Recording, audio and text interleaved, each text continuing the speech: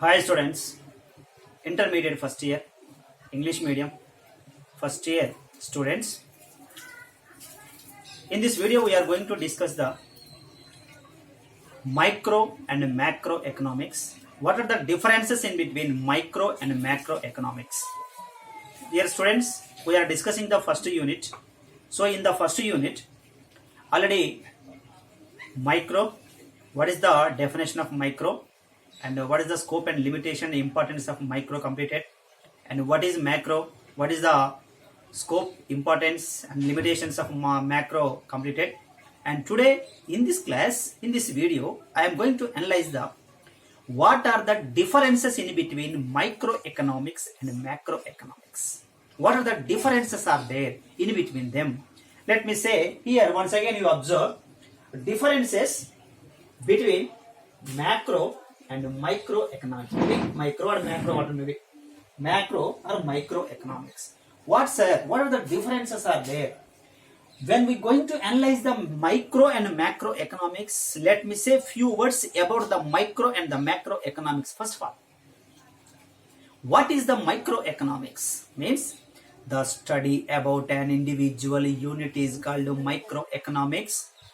The study about an individual unit, a single unit, is it? For example, individual form, individual demand, individual supply, individual saving. So everything will be individual. Individual means single one, is it? Individual means single one. The discussion about an individual unit is called the microeconomics. Microeconomics is also known as price theory. Okay, then it is the micro. Then macro. The macro is the study about an all individuals, not only single one. The economy take as a whole. All units we have to combinedly discussion. The discussion about the all units is called macroeconomics, not individual. General price, inflation, and business cycles, and unemployment, and population. So no one can left. So the discussion about economy as a whole, the discussion about the economy as a whole is called macroeconomics. Here the macro, micro are the two eyes of the economics. So which is the greater, which is the best one? Both are important, both are better, and both are used to analyze the economic concepts. Okay, so here let me analyze what is the microeconomics and what is the macroeconomics. So let us analyze here clearly. Microeconomics, reason microeconomics. The word microeconomics, the word micro derived from the Greek word micros. Micros means small. Small means not a little bit. It is a study about an individual.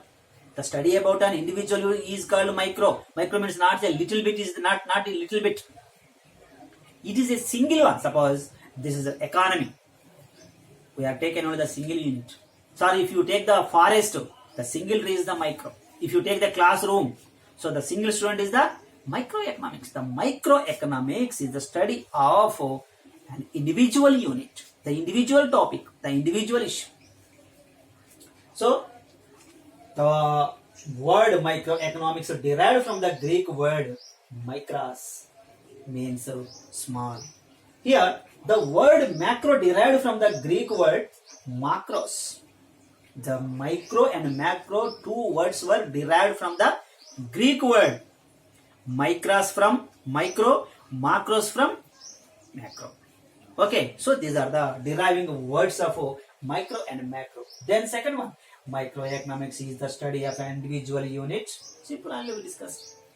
The microeconomics is the study of an individual unit. Okay, then macroeconomics is the study of economy as a whole.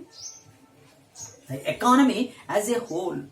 Then it is known as price theory. Yes, exactly. The microeconomics is known as price theory. Only the price concept were analyzed by the microeconomics.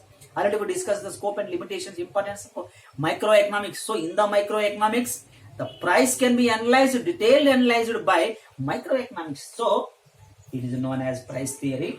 Then it is known as income and employment theory. Microeconomics is known as price theory. The macroeconomics is also known as income and employment theory. Then it explains price determination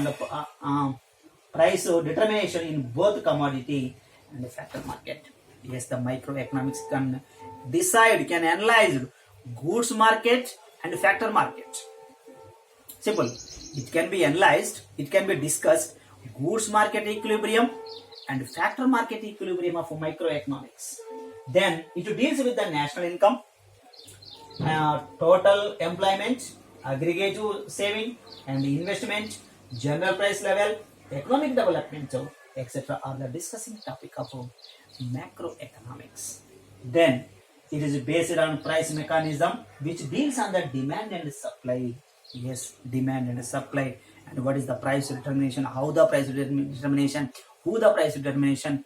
So what is the changes in the price are the topics are discussed by the microeconomics. Then it is based on aggregative demand, aggregative supply, general price. Okay, the total economy issues are discussed by the macroeconomics. The macroeconomics is a large concept. Then it is based on partial equilibrium analyzed, which explain the equilibrium of a individual unit. Yes, the study about an individual unit. It is a partial equilibrium. Partial means so it's a part of the unit. It is the part of the unit is called partial equilibrium. Then it is based on general equilibrium analysis, which explains the simultaneous equilibrium all sectors of the economy are the discussed by the macroeconomics. So the macroeconomics is the large, the microeconomics is the small. The study about an individual unit is called micro. The study about all individuals are called macroeconomics. And it is the static analysis with the time elements. Yes, the microeconomics discussed by the static analysis. Static analysis means so what is the the static analysis is what is the position at the previous stage, a certain stage. So that is called static. Means it is the static analysis without time element. So no changes in the static economics. So the dynamic economics can be changed, but static means no time elements, no time is taken, no time element. So this is analyzed by the microeconomics. Then it is dynamic analysis with the time elements. What are the changes? Suppose national income is there, population is there, and unemployment is there, and ratio is there. So what are the changes in the economy? So what I want to say here, microeconomics is the concept. It is a concept orientation. It is a static, but the macroeconomics is a dynamic. Is it? So for this year, for example, the national income is that's that much. For example, 100 crores. The next year will not be 100 crores. Maybe or may not be. And next year not 100 crores. Maybe changes. But the concepts are same. Demand, supply, market, perfect, imperfect, price determination, everything will be same. Is it? So that is called static.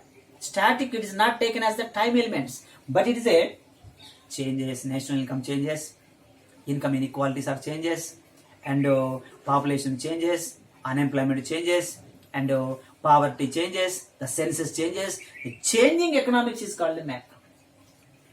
The static economics is called micro. Okay, so this is a briefly explanation of microeconomics and macroeconomics, and also differences in between micro and macroeconomics. And moreover, one thing to be noted here, and which is the better, which is the most important, both are important. Suppose నీకు 2 కళ్ళు ఉన్నాయి, ఏ కళ్ళు ఇష్టమో 2 కావాలి, 2 ఉండాలి. మరి దేంతో చూస్తావు? 2 ఒకే పాయింట్ చూస్తావు కదా, 2 అవసరం లేదు కదా. No, never. So when we use the 2 eyes, we can see at a certain point. ఒక దగ్గరనే చూస్తాం రెండింటితో, కానీ 2 ఉండాల్సిందే. In the same way economic, micro economics and macro economics each other dependence. ఒకదాని మీద ఒకటి ఆధారపడి, ఒకదాని మీద ఒకటి ఉండి అది ఎకనామిక్స్ని డెవలప్ చేస్తూ ఉంటాయి. 2 కావాల్సిందే, 2 ఉండాల్సిందే. దేని ఇంపార్టెన్స్ దానికే ఉంటుంది.